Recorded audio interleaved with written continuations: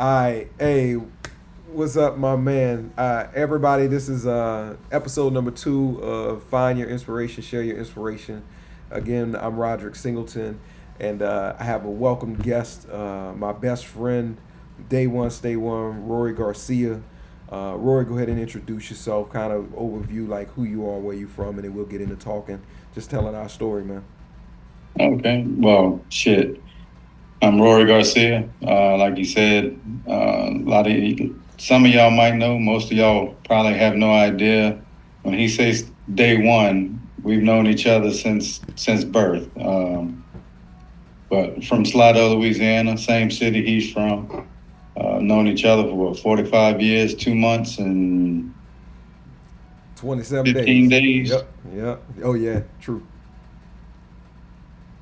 So what you got going on, man? Look like you done moved on to bigger and better things. You over here podcasting it up. Look, I'm just trying to be great when I grow up. One day when I become an adult, then I can tell some really cool stories, and this is part of the story, right? So like the premise of the podcast is kind of find your inspiration, share your inspiration. You get to tell your story. Like you being my best friend, you are a pivotal part of my story, right?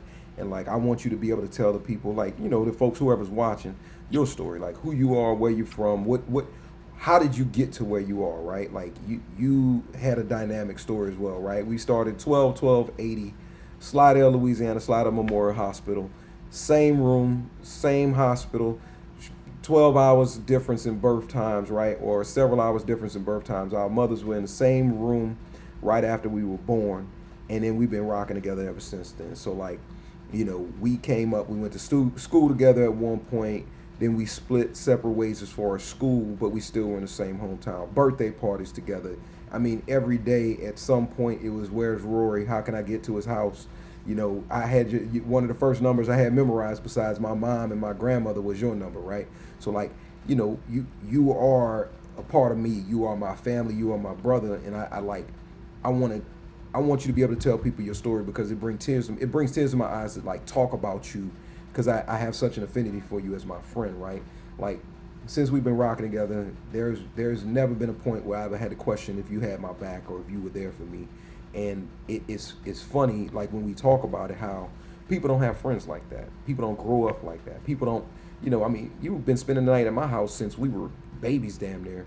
And or this vice versa. I'm staying by your house. You know what I'm saying? We got our licenses around the same time. We were driving each other's cars, telling stories, running up and down the streets from childhood all the way to our military service overseas, hanging out in Japan and Guam and Abu Dhabi.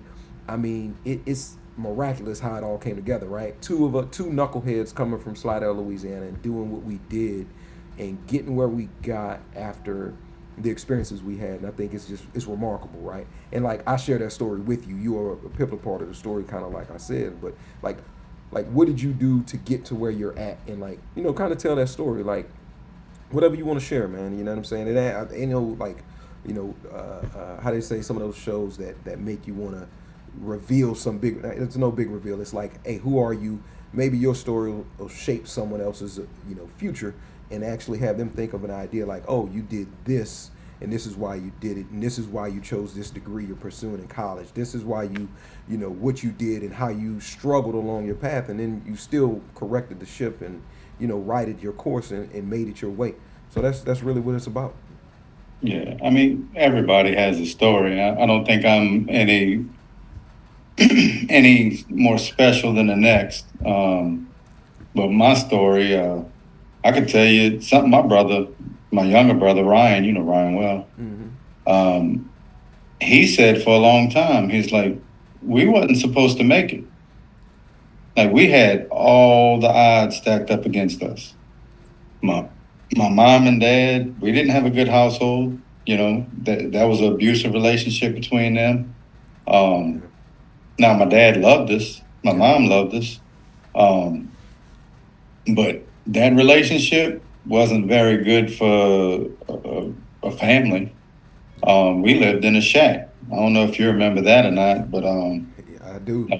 half the back door was missing, um, and we didn't have floors nowhere in the house. You know what I mean? Um, Mud pies in the front yard. yeah, bro. Like we literally, like my brother said, we wasn't supposed to make it. And I look at my older brother. He's a huge inspiration of Yeah. why I took the road I took. He's actually a huge inspiration for a lot of people in Same our here. hood. Same here. Yeah, I already know. And but I mean, over the time, I mean, I could shorten this story up. The I know you don't want it to shorten up, but Hey, man, tell what you consistency. want. I know, but consistency. I learned over time, like the more consistent you are, the better things are going to be. And that goes with everything. And I've learned that once you apply that to every aspect of your life, it everything gets better with consistency. Yeah, that's But facts.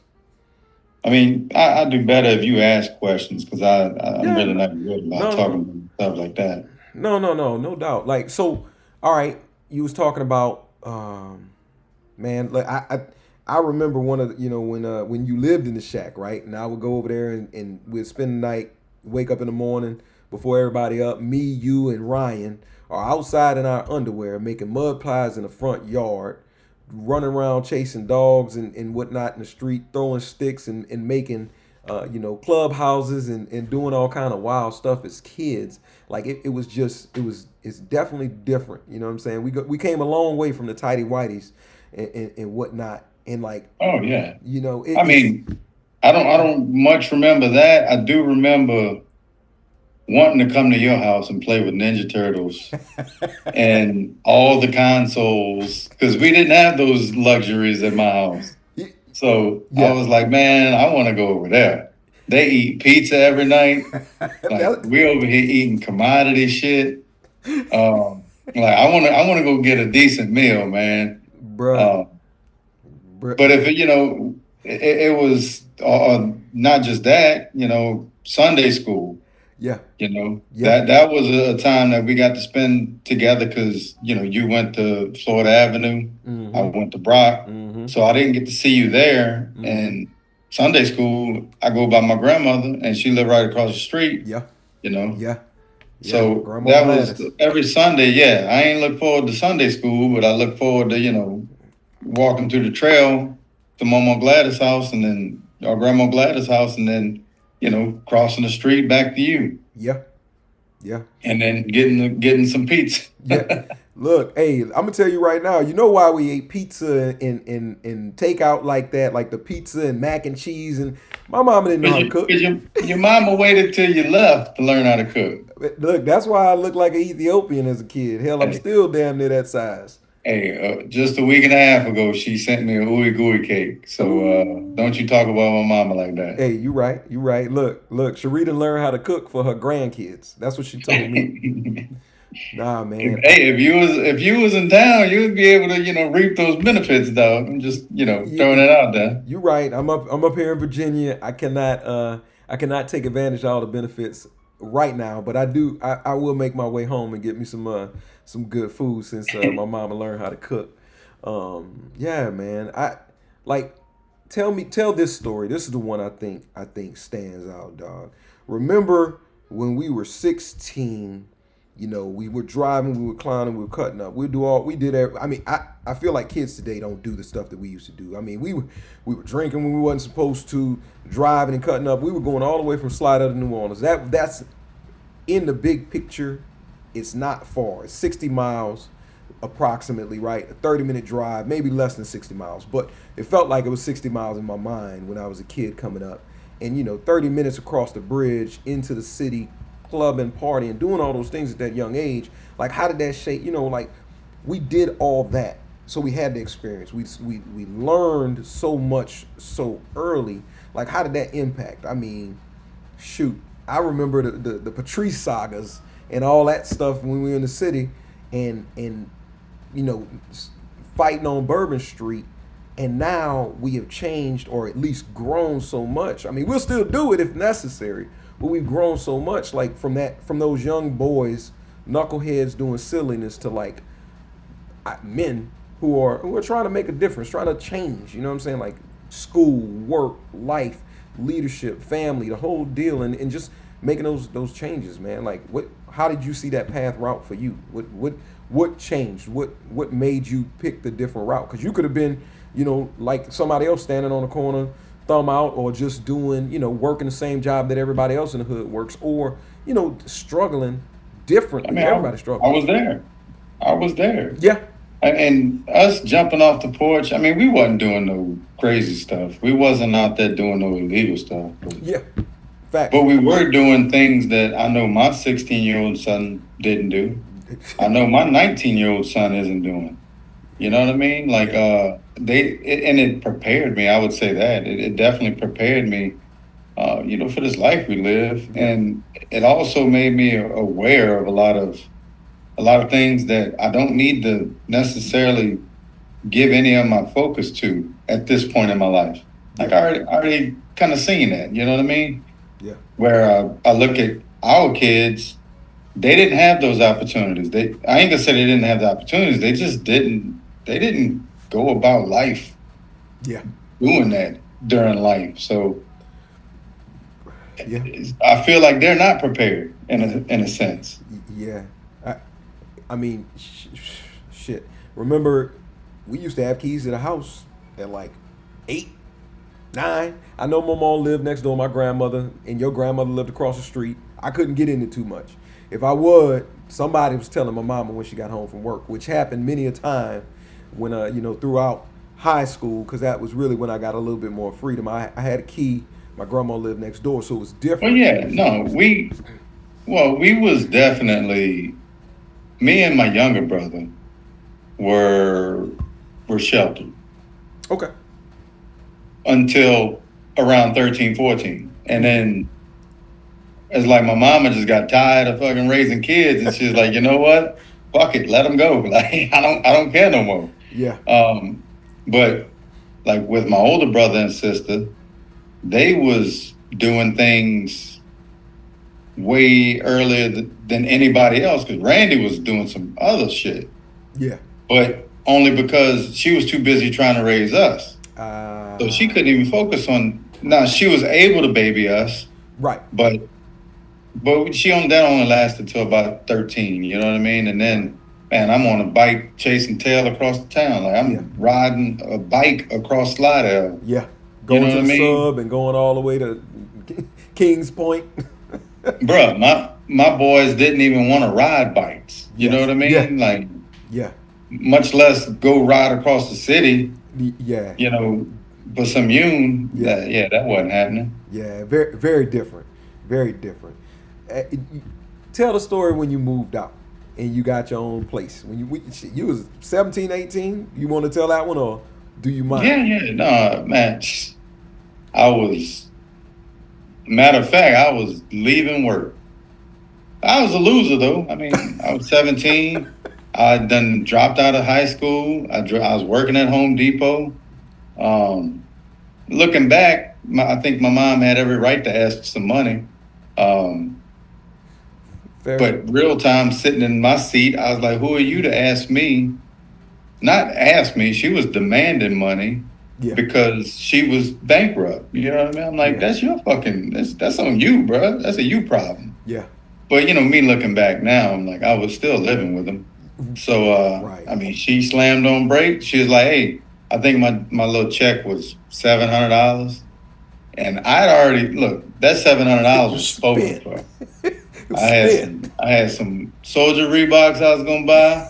I had a pair of Jabos I was gonna go get, and a polo I was gonna go get, and possibly a fitted, and I was probably gonna steal some socks. Yep.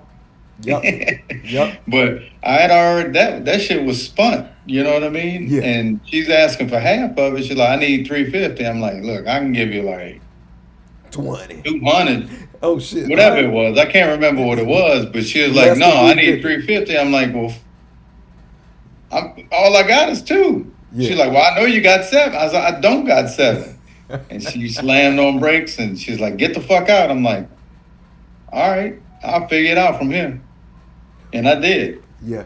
After that, man, I walked by my sister's house. That was shit, probably about a 7-mile walk. I walked to my sister's house and said, hey, can I stay here? And she said, yeah. My daddy was like, hey, fuck with your mom and say, you can keep I was driving a little truck. He's Okay. like, you can keep the truck. I was like, all right, pop. So I just kept working, you know what I mean? And then got a little promotion at Home Depot, moved into the store. I was pushing buggies. I Yeah. was thought I was big shit. But that was, man, we was 17 going in Kenny's Key West at this time. Yes. Yes. Darren had the Beretta, Yes. you know, which you ain't have the Prelude at that time. You had one of them No. I had the hatch. Hyundai Excel. Yeah. So, I mean, we was burning the block up, going to do what we was doing. Yeah. Like I said, at this time, I done quit school and I started staying with my sister, Yeah. and then I realized, and my dad, it was like, I understood what he meant by, you got to go to the military, you need to work, not just go get a job, like you need to work. Yeah. And I realized, yeah, he ain't lying, because I got to get up. We coming in from Kennedy Key West 5 o'clock in the morning. I got to be at work at 6. And I'm realizing, like, shit, I got to be to work, because I got bills. and I got to be hungry. Like I can't just go in the fucking refrigerator and get something to eat. So Yeah. yeah, but I buckled down, and that's when I started learning about consistency. Yeah. Listening to some old heads I work with, they was like, yeah, man, I got that. He's like, he's a millionaire. He's a millionaire. He's like, they've been with the company for so long. But even real time, I didn't understand that. Right. But I did understand, like, you got to be here a long time in order to get there. Yeah. I did understand that, which means I got to be there, which means, I got to sacrifice maybe going out or maybe not being out all night to make sure I get my ass up. And, I still was struggling a bunch of days, but, it taught, that's the things that kind of started molding me, Yeah. you know? Yeah. No. Yeah. Hey, remember when you told me what Randy told you about when you quit your job to go to Mardi Gras when we was kids, when we was about Oh, 16? my first job with Popeyes. Yeah. Yeah. I was like, man, I want to go to Mardi Gras. I was like, I was always defiant. I don't know why. I just been defiant my entire life. Like, I was like, man, fuck that. I was like, he can't tell me I can't go to Mardi Gras. He's like, everybody got to work. I was like, I'll show that motherfucker. So I showed him, and I didn't go to work, and he took me off the schedule. So I said that was a hard lesson learned. You know what I mean? So Right. Right. that was I went to Mardi Gras, but the real lesson learned was I should have just went to work, Right. and then after my shift, go see what was going on. Because by the time I got out there, the parade, most of the parade, because I went to Metairie, I went to Okay. the truck parades. Yeah. By the time I got out there, half of it was over. Like, I was there maybe 2 hours, and it was over. Yeah. And I realized, I'm like, man, I did all of that for this. And what he said was, there's going to be a Mardi Gras next year. Yeah. And once again, real time, I didn't understand that. Right. But once I went to that parade and I realized, like, yeah, this shit's going to be here next year. And I was like, I shouldn't even been here this year. Right. That was the lesson learned. Yeah. And that's one of the things that just kind of stuck with me. It stayed with me, throughout life. One of the little principles I live by. Yeah. Yeah. No, I dig. Yeah. And something you learn over time. We learned over time that consistency. You know what I'm saying? Like I remember graduating Slidell High, going in the military so I could pay for college. Got to college, man. I wanted to have fun. I was like, man, I'm gonna get these 8 o'clock classes. I didn't go to none of the 8 o'clock classes. I showed up just enough to pass some of them with like C's and D's. Then I was like, man, this is not high school. I don't need to get up in the morning. I changed the schedule. Let me get these afternoons. Let me get Tuesday, Wednesday, Thursday only. And then I'm off Monday and Friday. And then more of it was about me working. So it definitely changed that dynamic, Man, it was different. It was definitely eye-opening. I saw y'all doing so much more, I felt, than me for such a long time. And it wasn't in like a negative way. I was like, man, Rory grown. He got his own crib. man, he doing his thing. And though you felt like you were a bum, I was like, nah, you got your own apartment, you got your paying your car, you paying bills, you got a job, you got your old lady, y'all was living together, all this other stuff. Or when that time finally came when you were doing all that, I was in the dorms with a roommate, looking, feeling like I was behind, and like that's just the feeling, I guess, is when you're young and you see other people doing something more or different that you're not doing, you feel like you're lacking, and that's what I've been trying. Like hell, when I talk to RJ all the time, my son, I'm trying to tell him, hey man, look, you focus now, sacrifice now, so you don't have to sacrifice later, because you can sacrifice, if you sacrifice now for later, you'll have more to pay. You'll have some benefit out of that. If you're sacrificing later for now so you can have fun and do what you want, cool. That's an option. You're It's 19. gonna come at a cost. That's Right. gonna come at a cost. Right. You're gonna pay now or you're gonna pay later. So and I tried to explain that to him, and he's figuring it out. We've talked about him, time and time and again. But and we'll talk about him more, as they say, when that time comes. But like, hell, what tell me. I think your story about your first time going in the military, you tell that story. Your first time, second time, how that all worked out, like how it worked, and what put you on the path when all that happened, like that story. I mean, the half of the story of me getting kicked out kind of set the first military round up. Okay. I got kicked out. I'm living with my mama. I find this older girl. Now I'm forced to have to work. You know what I mean? I moved into an apartment in Metairie, a whole nother city. As an 18-year-old now, still a kid. You know what I mean? Like I didn't know what was going on at that time in life. Right. And then something happened with me and her. We got into it, and I realized that was just a toxic relationship, and I up and left. Went back home, as a matter of fact. Yeah.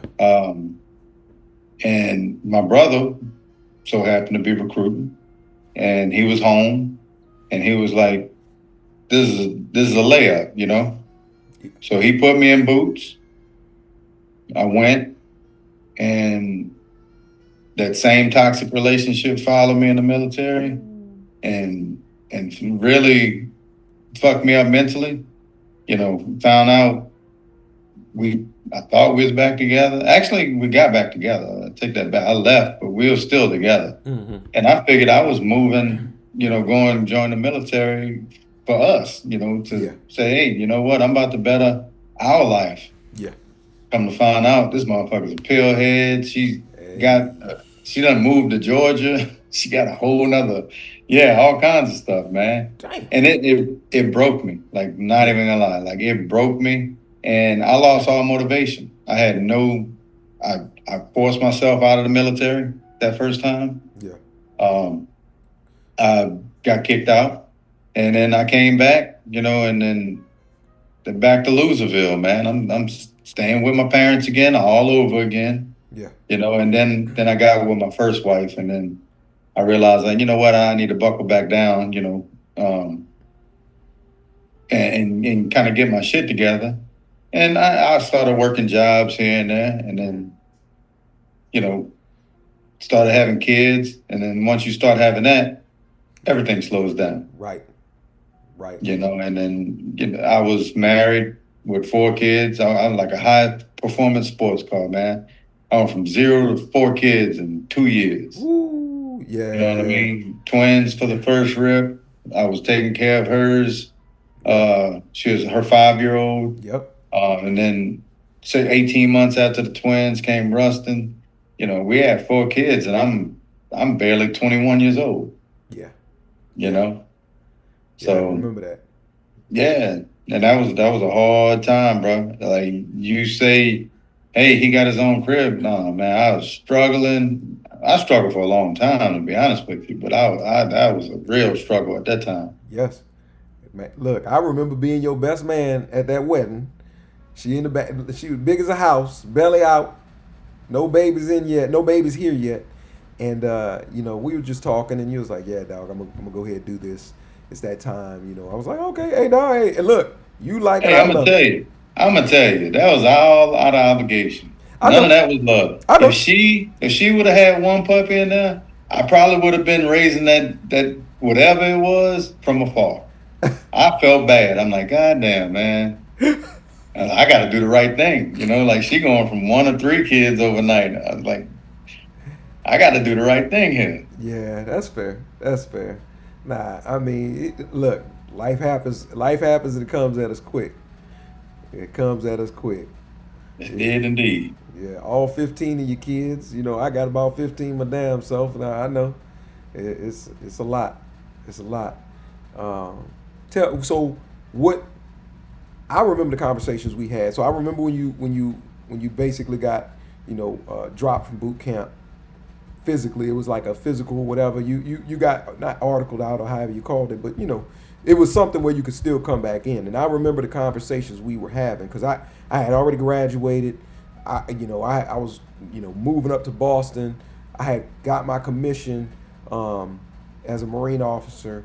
I had RJ at this point, and I think I don't know where I was. Somewhere in the world, California, back in Louisiana. I don't remember the when, but it was you had we were talking. I was like, man, look, You was in California. I was in California. Okay, so I was I in was Cali. working. So Yeah. yeah, I was back in Cali, stationed out there as second lieutenant, first lieutenant, something.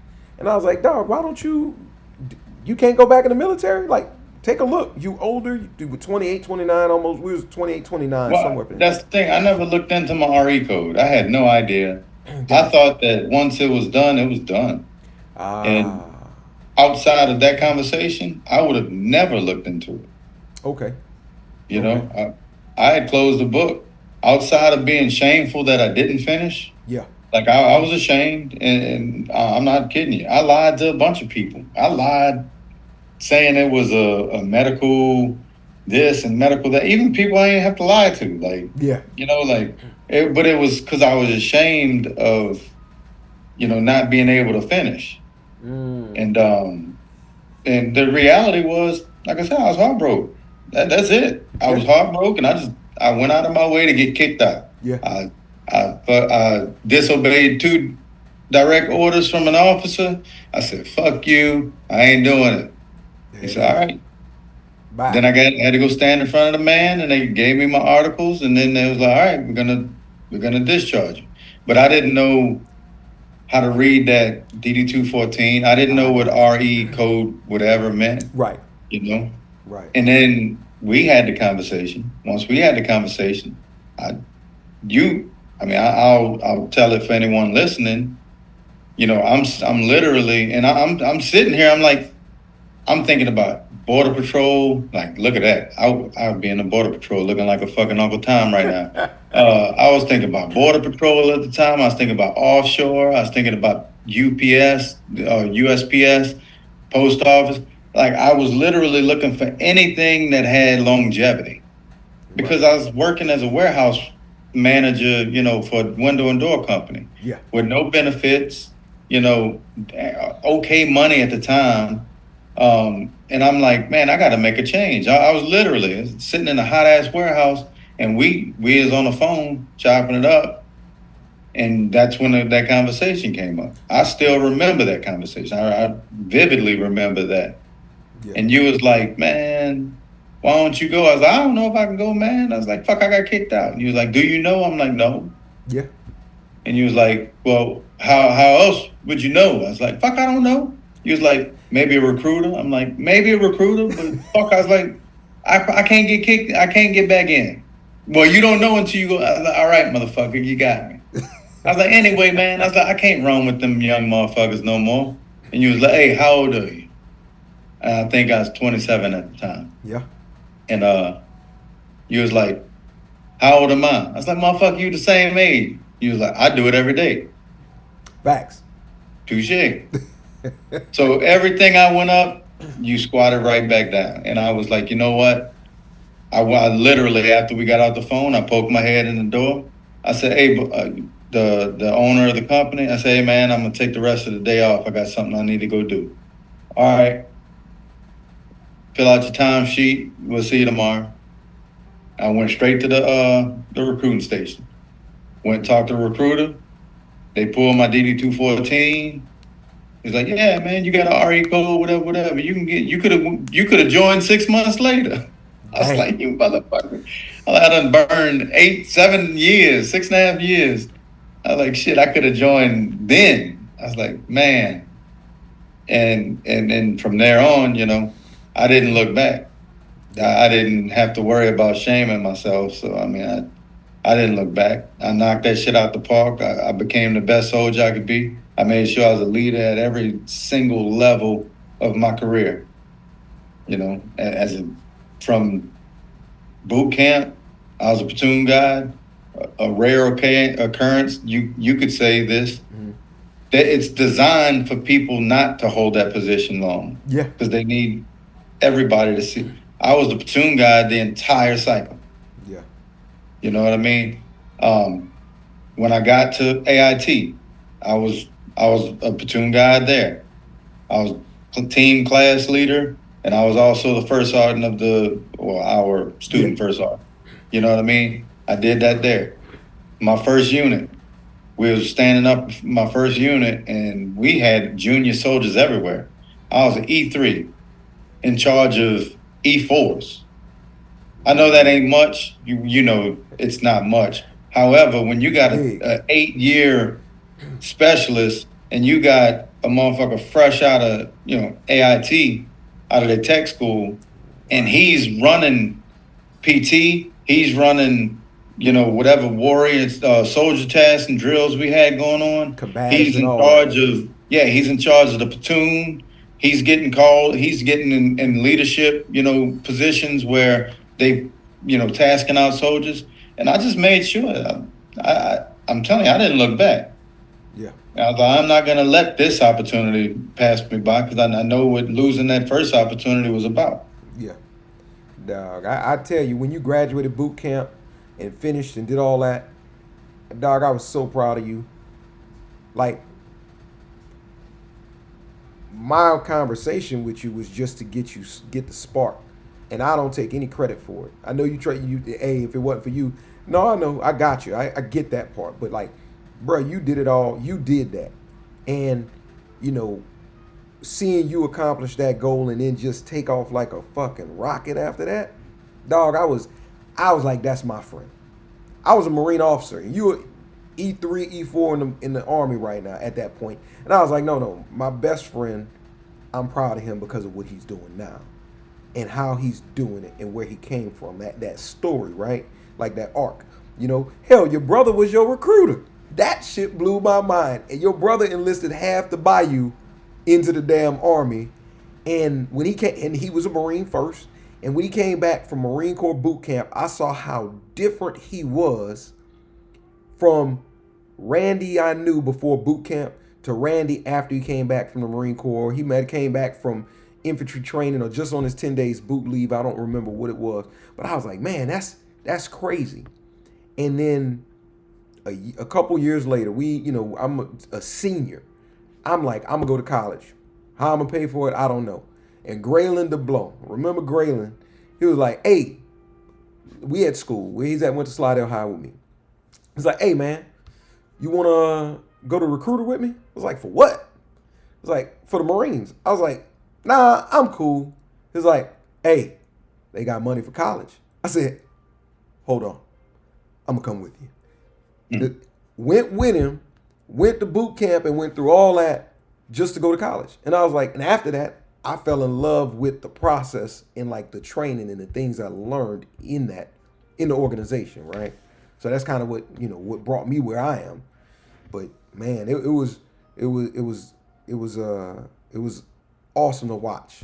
You know what I'm saying? Seeing you do your thing with that, man. It definitely changed shit. And how did we end up all across the world? The military brought us to half the places, but we ended up in most of these places together. Hey man, like I can't, I'm not no big old holy roller, but I can't. That wasn't accident. Yeah.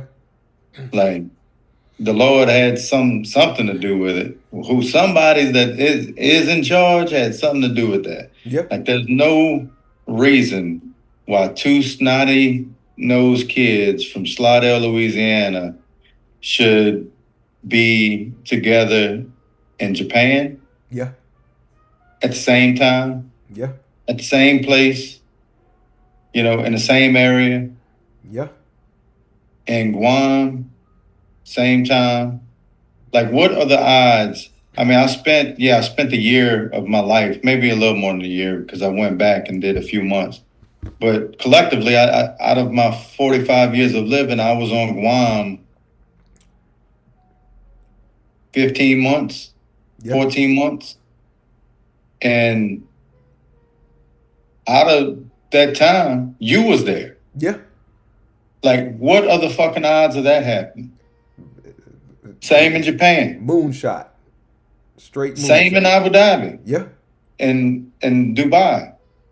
Yeah. What am I missing? I feel like I'm missing something. Qatar. Me pop, but that's random pop throughs. But I popped up on you in Qatar. I'm trying to That's think, man. another one. Sheesh. I feel like I'm missing another one. I We just got one can't. somewhere. But like, what's the odds of that? And it's got to be. I mean, it's got to be astronomical. That's why I'm saying like, there's no. That wasn't coincidence. Yeah, it's Like not an that was by accident. design. You know what I mean? Yeah, it wasn't an accident. It wasn't an accident. Like, you were supposed to be born on Thanksgiving. I was supposed to be born on Christmas, and we both ended up meeting in the middle on December 12th.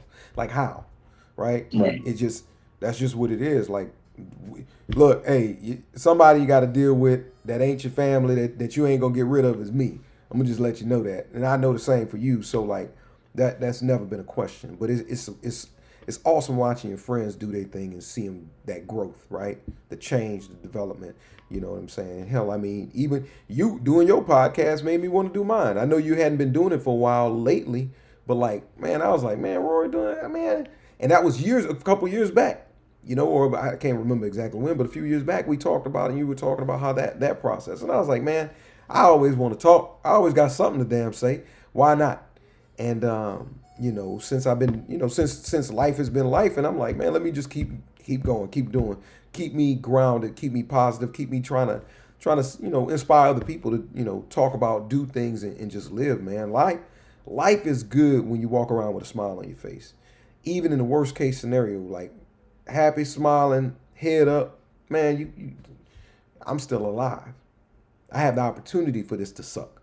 And that's the part that I think a lot of people fail to realize, man. It's we sit there, melancholy or not, life is too short to sit up here and just stress yourself about no dumb shit. And I literally work extremely hard to not do that. You know what I'm saying? It's just different, man. It's different. Man, look, trust me, I know.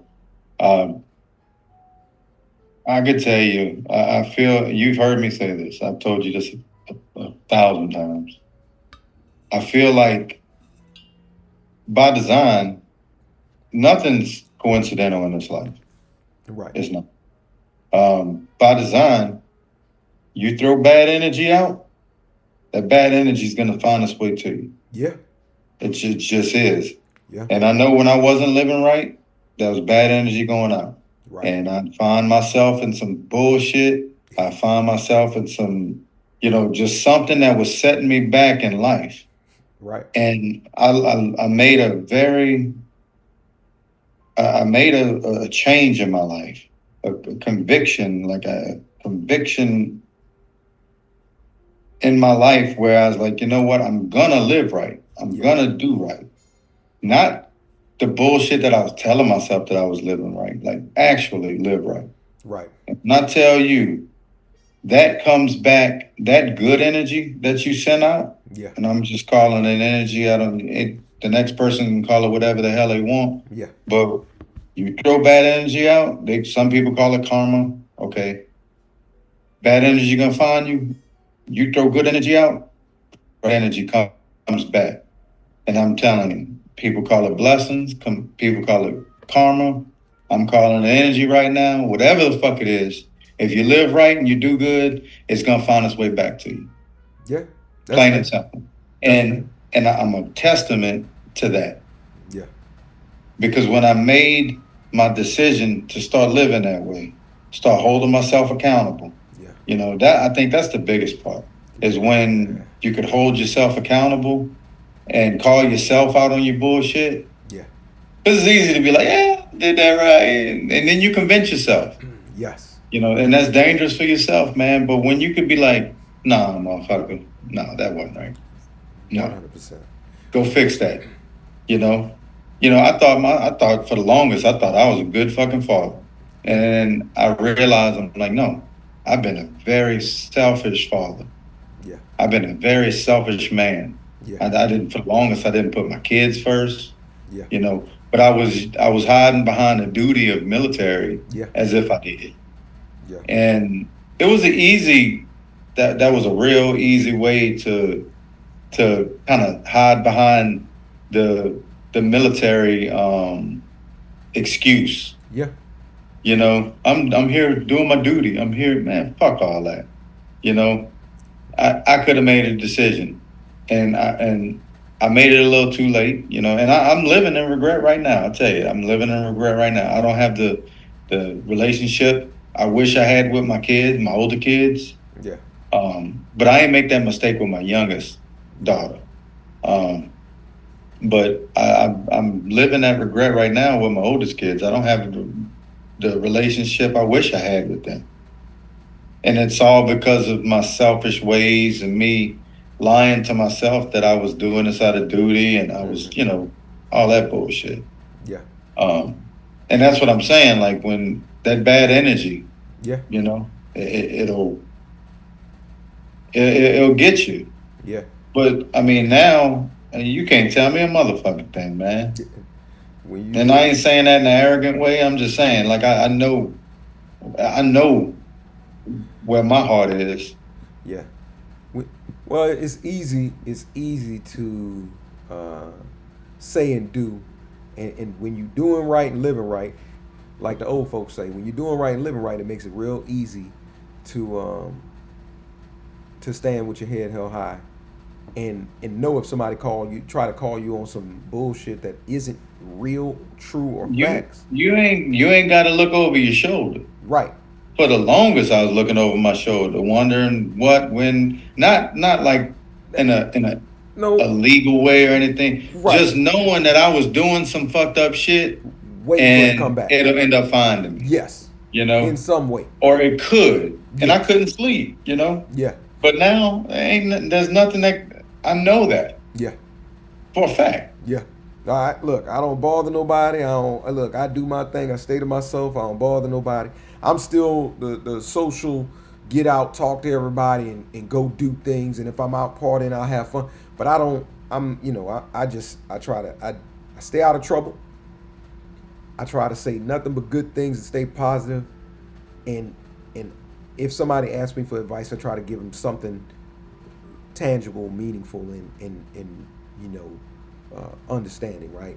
And hell, I mean, you called me to the carpet many times about my relationship with the kids as Jessica and I was going through the divorce and trying to maintain that relationship.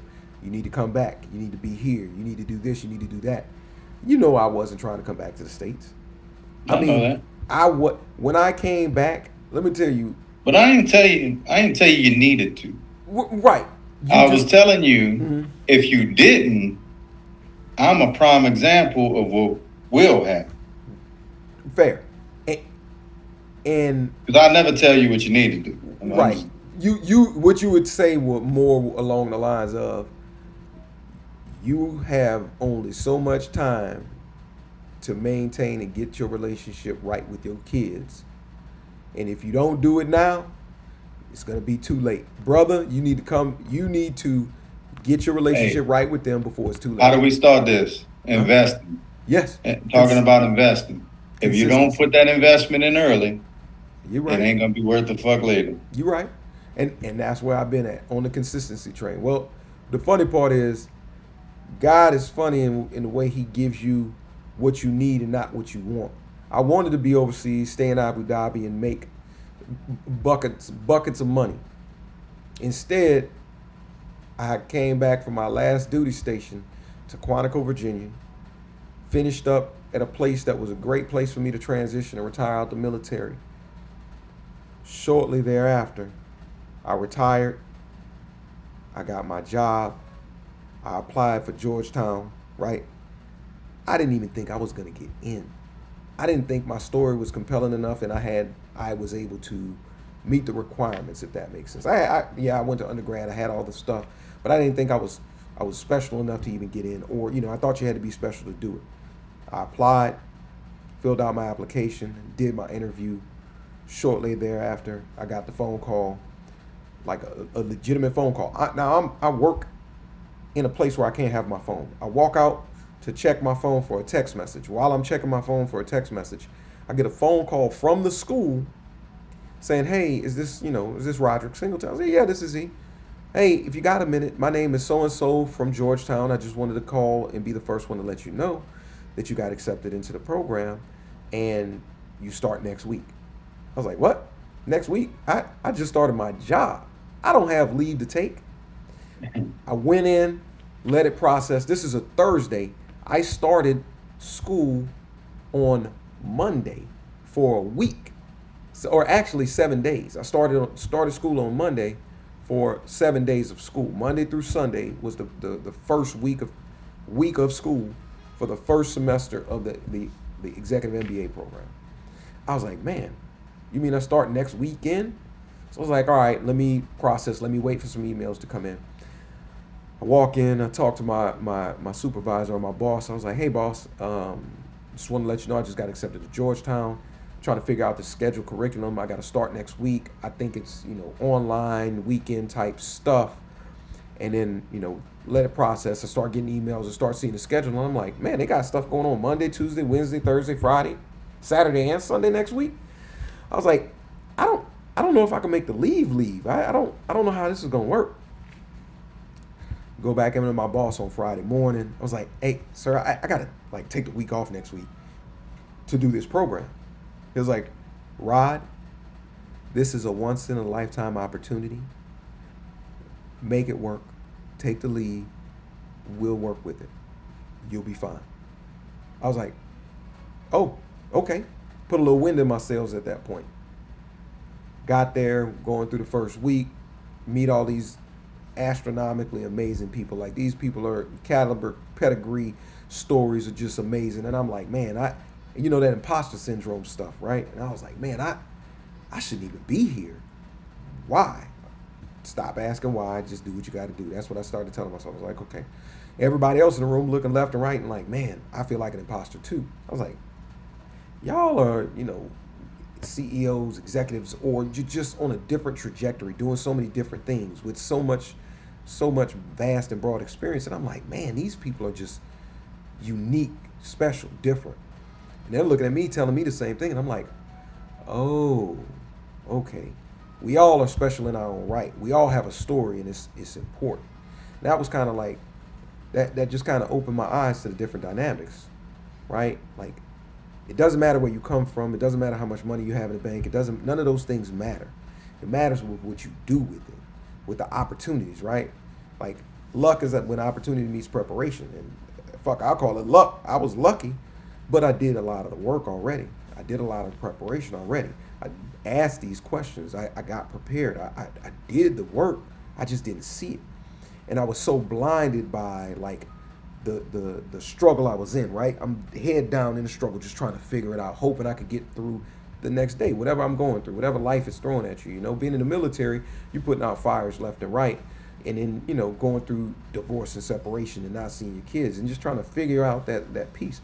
I mean, I was in a huge transition, right? That last year in the military, I get out. I'm trying to figure out what I'm going to do for work, what I want to do, what career path I wanted to go to, figuring that piece out. Then I was like, man, I want to be overseas. Nope, you got a job here in the DMV.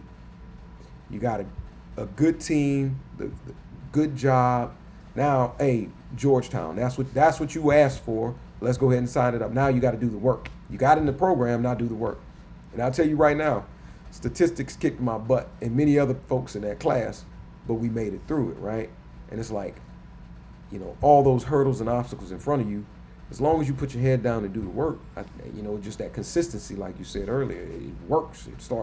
It pays off. One foot in front of the other. That journey of 1,000 miles starts with the first step. Cliche, but it's real. It works. It's facts. It's a motherfucking fact. 100%. You ain't gonna get there if you don't start, and if you don't start, you ain't never gonna get there. I tell my daughter every day, hey, Right. just chip away, baby. Yes. You got to start small. Yes. You Yes. know, whatever 100%. you're doing, it doesn't matter what. If you opening a bag of chips and you having a fucking problem, just start at a small corner and just keep going, and eventually you're gonna get to them fucking chips. Man, look. You know, or whatever. You just got to keep chipping away. Yeah. Look, I gave up chips for Lent. You hitting the soft spot for me, but I tell you, you're not wrong. You ain't give up pizza. No. Me and pizza, we have a different kind of relationship. Then you ain't give up nothing. I gave up Doritos. I am not eating those right now. Yeah, that's a second to pizza. Right. Up close and personal. Let's go ahead and say it. Man. Look, I'm fasting right now. Oh shit. Okay. I started during the first night of Ramadan. I'm still fasting. Okay. Yeah, I like it. Hey, keep on it, man. That's why I was late to this. I was like, man, look, I threw some salmon on the grill, some shrimp on the grill, on the smoker. And I was dealing with that, trying to knock that shit out. I was so hungry and aggravated. and I'm dry fasting too, so I'm not even no water, no nothing. And I'm only eating once a day. Yeah. That was my meal. I'll drink water tonight. I'll drink a little water tomorrow morning, and then I'll fast throughout the day. Okay. All right. That's all right. So no meal for 24 hours. That clarity. Hey, fasting brings clarity. I do say that. I've done a couple general fasts, but like I'm doing my Lent fast on Fridays, right till noon. It got it. It works. That's what I'm doing. But yeah, dog. I mean, and I gave up cold drinks. I'm not drinking cold drinks. No sugar. I ain't gonna say no sugar because like I'll still eat. If when I eat a meal, I will eat dessert if dessert's available. But I gave up cold drinks. So I ain't snacking. You know what I mean? So I ain't eating nothing during the day. So my only meal is a meal, like a real meal. Yeah. So I ain't eating no bullshit. No, that's good, man. Look, no fried foods. I'll be Ethiopian flying around here soon. Hey, look, be slim. Hey, look, they call you Slim Thug. Slim thick. Slim thick. Hey, you used to be no neck. Now I ain't got no shoulder. Yeah. Hey. Look, all in due time, my brother. I got to firm some things up now. Time for the gym. That's that consistency. Once you get that gym life, you gonna see a difference. I'm gonna tell you, man. Look, I gotta get past this hour and 20-minute fucking commute. That shit. Yeah, that's different. Look, man, I got no good excuse for that one. I ain't got nothing. Yeah. You gonna have to make it work, whether it be in the evening. And it's not bad. It just takes a toll on me. Like right now, if I wasn't doing this, I'd probably be in bed. It's 8:30. Yeah, look, it's past my bedtime too. I'll be in bed by 9. But 10 o'clock. But it's Friday. You know what I mean? It's Friday. I'm trying. But by this time, this Friday night, after doing that shit all week, getting up at 4:15. Yeah. Leaving at 4:40. Working getting home at 3:30, and then still got shit to do around here. Yeah. Going with Rainey and her softball and all that stuff. Yeah. Like, I'm telling you, dog, I'm in bed by 8:30, and I still feel like I'm not getting enough sleep. Yeah. But Friday come, it's just like recover. Yeah. Yeah. Real. I get it. Look, I'm up. I'll be cutting grass all day tomorrow. I'm gonna wake my ass up at fucking 7:30. I'm 7:30 sleeping in now. So yeah. Hey, look. I'm gonna wake my ass up at 7:30, and I'm gonna go get on that lawnmower. I'm gonna cut grass for a couple hours. That zero turn? Yeah. Yeah. Hey. Oh man. You ain't out there pushing. I ain't pushing the motherfucking thing. I'm pushing the fucking Yes. debit card into the fucking machine. Hey, look. Give me that one. Yes. Yes. Look, dog. I'm telling you. Hey. Oh, you know what I think? What I think is a good one for you to tell, dog. Tell. Why did you? Why are you? When do you graduate with your bachelor's degree in engineering? And then tell your why behind why you went after why you went engineering. What was your why? Oh, to be honest with you, it's not engineering anymore. Oh, okay. Yeah, I moved to corporate and organizational communication. Uh, Um, right now, and that changed because now I'm in management. Like now, I don't need to be in the specialized Technical. field of. I don't need a special discipline to further my career. I got you. Now I need to know organizational communication. I need to understand how corporate works. Okay. So yeah, I switched gears. I mean, I Yeah. dropped out, never finished high school, got my GED. I didn't start my my college career until I was 20, no, 32. 32 was my first year in college Yeah. at UTEP. Did a couple semesters there. And at this time, I'm still working. Well, no, at this time, I'm in the military. I'm not gonna say I did a couple semesters. I just did a couple classes Yeah. while I was in the military. Um, I did a few classes and that was okay, but between deployment and shit, I just couldn't stay I couldn't stay in school. Right. I ended up having to drop because I was deploying, drop some classes. Okay. But after I got out, I got a decent job. Um, been with that company since I got out, 2015. So what we at? 11 years Yeah. now. So I've been with the same company for 11 years, but I started in engineering because Gotcha. that's what in order to get my career on the path that I wanted it, I needed to legitimize all my experience that I had. I had the experience in my field, What were you and again? huh? What did you do in the army again? I worked in air defense. Okay. I was a engineering technician in the air defense unit, working on radars, launchers, Got it. generators. Just I was a maintenance, Yeah, maintenance technician type. maintenance technician. Yeah, mechanic or whatever you want to call it. But I wanted to go into the deeper part of it, and I wanted to get in engineering. That's what fascinated me, and then not only that, with my company, my company is a big engineering firm. I'm sitting here as a job. My job is an instructor, and I'm teaching engineers. I'm teaching, you know, field engineers. I'm teaching, actual engineers. I'm teaching soldiers, Right. and instructing. Like, I need to legitimize this. Like, I can't just say I've done this. Like I gotta train myself and legitimize myself, my learnings and my experience with this degree. Right. And but I realized I didn't need that. Yeah. I did it all backwards, man. Like that's my story when I'm telling it to other people. I did it backwards. I did it the hard way. Right. I went out and got the experience. I went out, did the hard shit out first, and now I'm doing the easy part. I'm just legitimizing that with school. Yeah. And now at this point I know how to budget my time. Yeah. I know how to prioritize. I know how to plan. I know how to schedule. Not only do I know how to do it, I know how to do it optimally. Yeah. So doing that is not a problem. So I could easily knock out any type of school right now, because I could prioritize it, I could schedule it, I could fit it in where I need to. Right. You ain't worried about the Um, streets first. no, yeah. Yeah. Mardi Gras gonna be there. Yeah. You know That's what I'm it. saying? Mardi Gras gonna be Mardi there. Gras gonna be there. Yeah.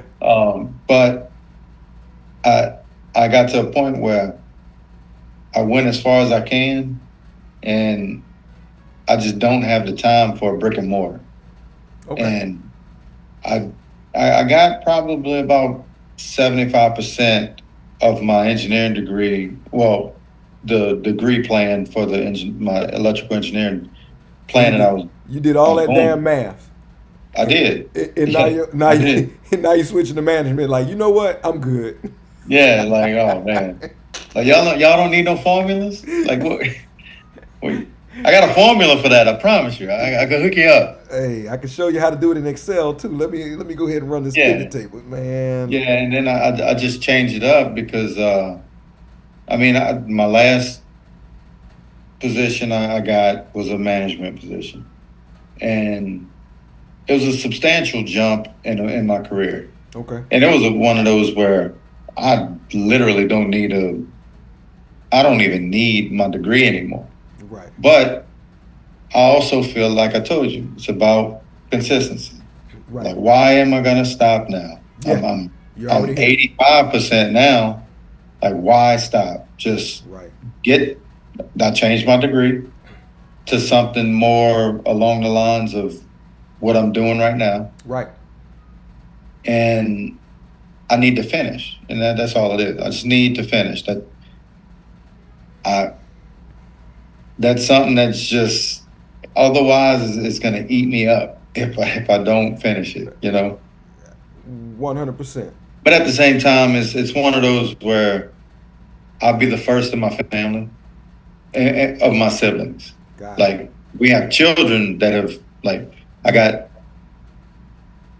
I got one daughter that has finished. She's in grad school right now, so she's the first degree holder in our family. Right. You know what I mean? Well, you know, even if I spread it out to my brothers, like between me, my brothers, and my sister, Yeah. like my daughter and Randy's daughter are the first ones to, you know, attain a bachelor's degree. Got it. Me and none of my brothers have. Yeah. My sister hasn't. Like none of us have. And a little competition thing, like I'd like to be the first two. Like Yeah. kind of like I beat all y'all motherfuckers. Now catch up. You know. Right. Um, Not in a bad way, but you know, No. it's in a Si- all in a good, you know. Good fun, sibling rivalry, or not even Yeah. rivalry, just sibling competition. I mean, when you But know, then again, I can't, you know, I can't. Who am I to tell my kids, hey, you need to do this, and I did. that yes. How can So I give you that example, or at least lead you in the path? I agree. I right, understand that. and I haven't. I look. I told Felix, I'm like, look, you just got to give it a shot. I don't give a fuck if you do or don't. Your your schooling's paid for. You Correct. just got to give it a shot. I didn't even have that opportunity. That's why I didn't. Well, there's a multitude of reasons why Yeah. I didn't, but Yeah. because I didn't finish high school. Right. That was fucking number one. Right. Um, but I was like, it's paid for. So the bare minimum you got to give me is I gave you the opportunity, take advantage of it. Right. Find out if you like it or not. I was like, because I could tell you it wasn't in my plan. And I'm not gonna say don't do it, but I'm not gonna say you need to do it either. Right. You know, we all got our own stories. You can do it. You do your story how you want to do it. Yeah, it is. You know. However, my message to him and all the my other kids: look, I sacrifice Yes. to get these benefits for y'all to go to school. Right. At the bare minimum, try it out. Right. If it don't work, then it don't work. You Right. know, and at least you try. Right. Yeah. No, that makes and 100%. That makes sense. Like, same thing I've been trying to tell RJ. Right. I'm like, dude, because he dropped out. He's working on his GED, or talking about working on his GED. You know, he's 19. You know, got a kid now, and I'm a grandfather. Right. And I'm like, God, dog, I'm a grandpa. Like, you know, I'm like, I done picked my grandpa name. I'm grumpy. Like, you know, I got that piece. But I'm trying to tell him, like, look, you can do anything you want. But I recommend you do some smart things in the process. Pick your path and chart your own course. Like we sat down and we talk about it, and I try to get him to at least see, because like, you know, when you hit a certain age and your kids are looking at you like you never were young, you didn't do stupid shit, you didn't party, club, drink, do things you weren't supposed to, come back after curfew, cut up, get in fights in the bars or clubs, or do those things, they look at it like, oh yeah, you've been old forever. And to them, you have. For you, you was like, I was young yesterday. And they're like, yeah, cool story, old man. And I like, it's hard to get him to resonate. And then what I try to avoid is preaching to him all the time, because preaching to him isn't gonna change his view on what I think, or change his view of how he sees what I think about the situation, right? So like I just talked to him. I'm like, hey man, look, I need you to do X, Y, and Z. Just stay out of trouble. Get on at least a path of, I'm not gonna get any trouble anymore. I'm gonna do my, do this, do that. I was like, look, I said, the military worked for me. Look at your Uncle Rory. It worked for him. I was like, look at your Uncle Darren. He's the police. Uncle Beck. Like, you got examples of men who are doing different things and different paths. Everybody's got a story. If you want to just go straight to college and do your thing, like your dad did, even if not, and skip the military and just go straight, let's go. Let's figure it out. I'll help you get there. And that's the hard part. It's like frustrating when you see the car driving down the wrong side of the road and you like, hey, stupid, get on the other side of the road and don't run. It's that simple. It's that simple. Right, but it's not. For them, it's not, because I think that and then I put myself in his shoes and I'm like, that FOMO, fear of missing out, right? As a kid at 18, 19, you think you're missing out by not being out with your friends. And in reality, you not missing anything, and it's going to be there later. And then later you'll have the money, and you may not have a lot of the time, but you got the money to go out and have the fun the way you think you want to do when you see all these folks balling out of control. Let me tell you the story. Let me tell you how you used to remember when I used to work at Lids and Cortana Mall in Baton Rouge. And I was in college. Man, I saw all these rappers come in the mall. I was working at Lids selling the throwback fitted caps and all this other stuff. It was like, that was the style. That the hip hop era was in that era, that was it. And the throwback caps were the jam. And I had, all these famous people or rappers coming in, big watches and this, that, the other. And I'm like, man, damn, how do I get to that point?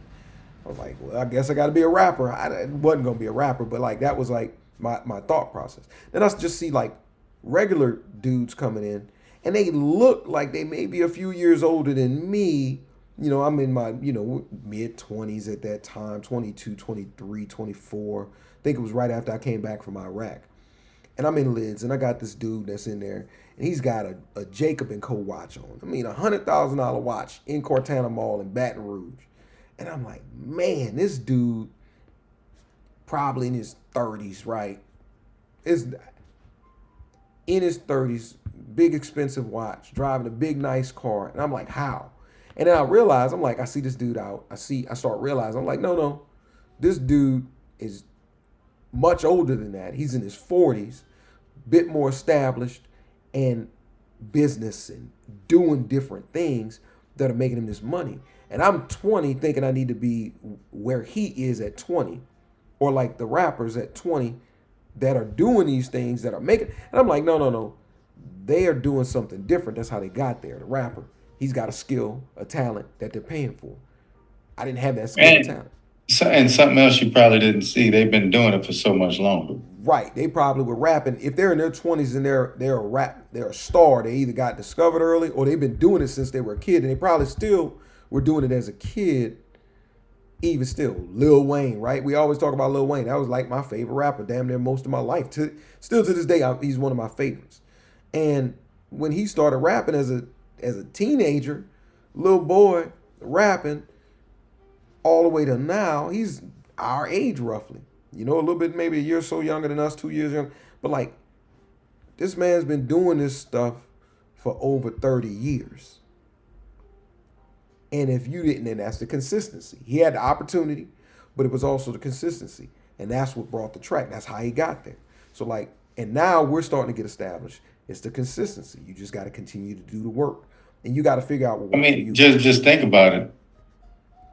Say my dad started me in carpentry at 13.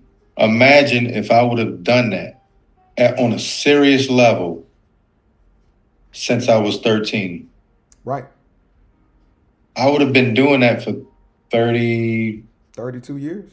33 years. Mm-hmm. Oh yeah, 33. Yeah. Imagine in one profession for 33 years, I'd be ready to legitimately really retire. Yeah. You know, not just retire, but I'm talking about if I had any profession, and that's the thing that I preach about consistency. Like you can't the time you put in and whatever you're investing in, that consistency is just going to compound over time. Yeah. Like when we try to do something different this late in life, it's like, man, we just can't become a fucking expert at it. It takes too long, you Right. know? Takes a lot of And hours. that's when you realize like you just need to be consistent. And I get that from my Uncle Sam. Yeah. Okay. I've always looked up to my Uncle Sam. He's always been somebody in my life where I'm like, I wanna be like that. Yeah. His home life is rock solid. His finances was always rock solid. He was always rock solid. Yeah. You know what I mean? Yeah. And that was something that I always looked up to. Yeah. And that's where that's something that helped me in life. I learned about consistency through him. Yeah. You know. Yeah. So. No, you're right. I mean, Bubba always that's another one. You know, the OG, right? If there's if there's somebody that defines the word as steady, rock solid, consistent, give me another word. Like he's all that. He embodies all of that. Yeah. No, my dad, Larry, is no joke, right? Like he knew how to deal with me because I had a temper. I mean, boy, I had a temper. And it took me a long time to figure that piece out, like how to control that and control myself and learn that discipline and self-control. And like over the years, I've been telling you, I started getting into philosophy, stoicism, and all that stuff. And like it's been so different watching him. I mean, like he had the patience. He had some patience to deal with my ass because I was a terrorist as a kid. I wouldn't say terrorist. I wasn't a bad kid. It wasn't malicious.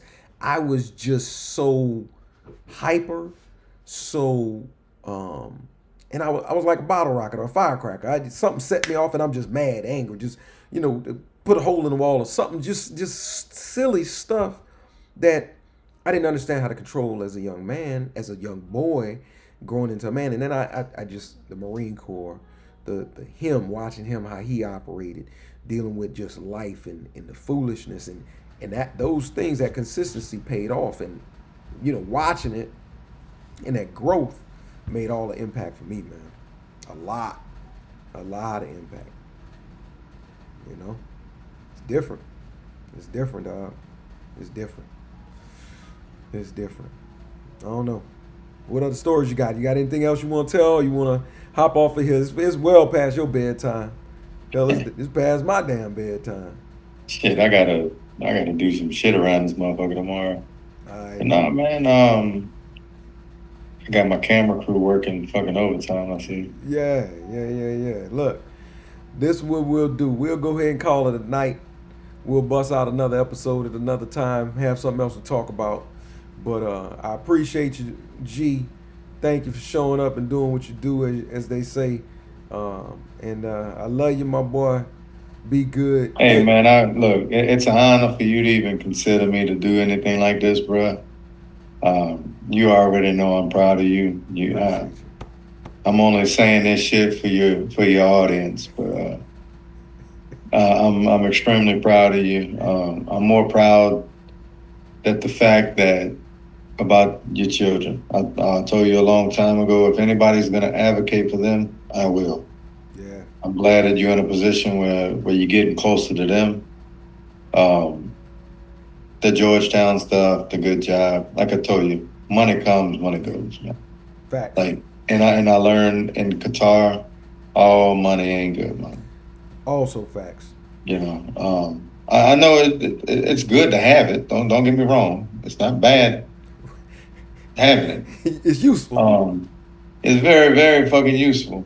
However, like I throw it all away if I could have my relationship with my kids, because I know my daddy ain't have a dime, and I love that man and miss that man till this day.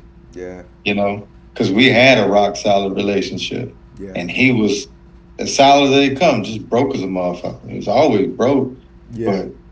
but I mean, we didn't know that at the time. Right. I know now looking back, like, yeah, we was broke. Yeah. But I the love that he had for me, and just being there every day, I'll give all that shit up Yeah. overnight if I could have that time back with them. Yeah. So I'm happy, Yeah. and that you're in a position where you're getting closer to that. Yeah, dog. I'm praying every day on that one, bro. I tell you, it's it had been 2 years since I last saw him when that time came. Story agnostic. 2 years when I saw them, and it warmed my heart so much when I did get to see him. Seeing RJ, I see him regularly. He's old enough. He moves around on his own. He does his thing. But getting to see my little ones, it was a joyous occasion, and it brought tears to my eyes. I didn't More to cry, come. but More to come. that time is coming. Well, my brother, be good. I love you. We'll do this again at some other point, and get your rest, man. We'll talk. I appreciate Love you. you, my boy. All I'll right, holler at you tomorrow, man. all right, man. Peace. Later.